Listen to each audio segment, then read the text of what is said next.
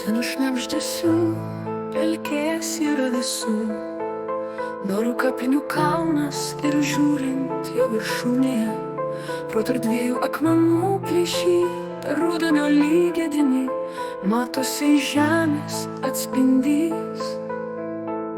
Artimiausioje žaižaruojančioje žvaigždėje, tiesa joje jau vyksta pasaulio pabaiga. Jau kaip 1000 metų viską ten ėda ilgieji ugnies liežuviai, o jose džiaugsmingai atsispindi visų degančių žvaigždžių šviesa. Tai tavo ugnies veidrodyje matosi, tarsi apverstoje žemės pusėje telkšanti bala. Ir kaip sako paprastieji žvaigždžių nužiūrinėtojai, ten visai ne bala, o tikra problemų jūra. O kaip teigia apversto mokslo žinovai, ten ne jūra, bet bekraštis savigraužos vandenynas, su atviru išėjimu į kosmosą. Ir iš ten visada išplaukia pasakorių laivai į tarpplanetinę erdvę.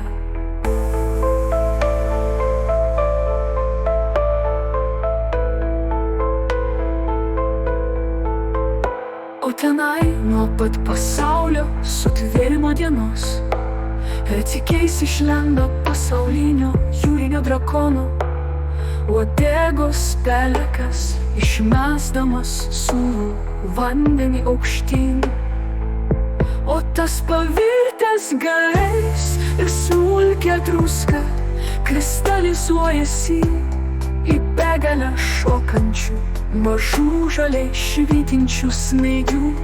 Ir tą reginį paprasti mirtingieji vadina šiaurės pašvaistė.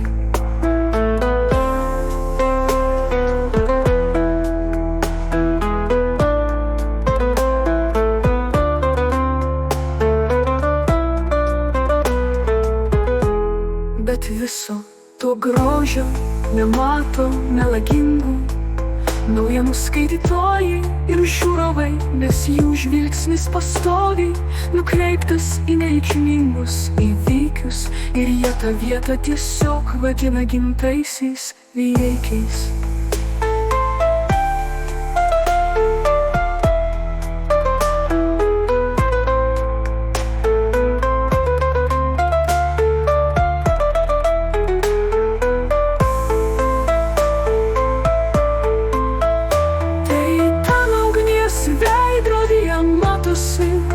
Tarsi apverstoje žemės pusėje telkšanti bala.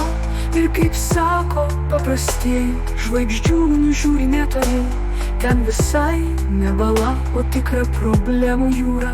O kaip teigia apversto mokslo žinovai, ten ne jūra, bet bekraštis savigraužos vandenynas, su atviru išėjimu į kosmosą. Ir iš ten visada išplaukia